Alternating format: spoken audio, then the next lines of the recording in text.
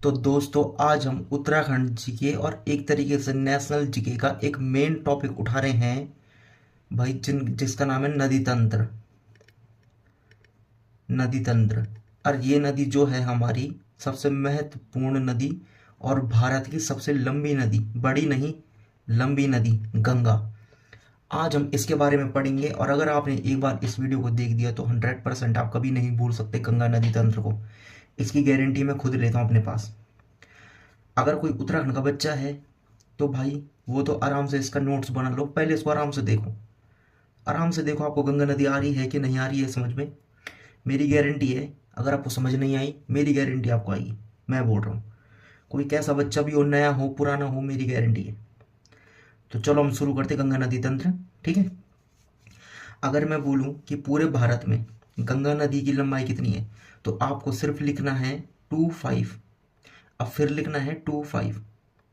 तो ये है गंगा नदी की लंबाई पूरे भारत में। अब अगर हम तो पढ़ रहे हैं उत्तराखंड, तो मैं बोलूं कि इन उत्तराखंड गंगा नदी की लंबाई कितनी है तो आप बोलोगे 96 किलोमीटर।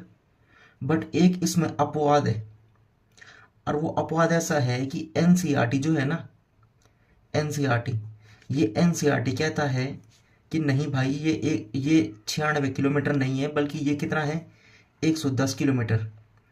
अब हमारे भले से कुछ भी हो, हमको दोनों याद करने हैं।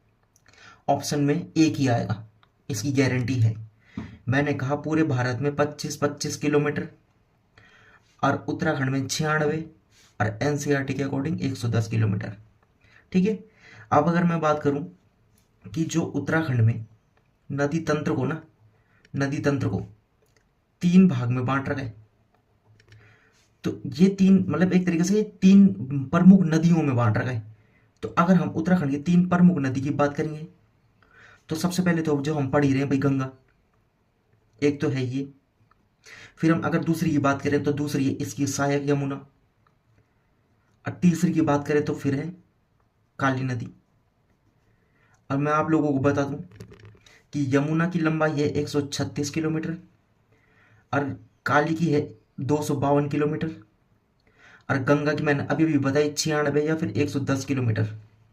इन तीनों चीज़ों को आप ध्यान रखोगे।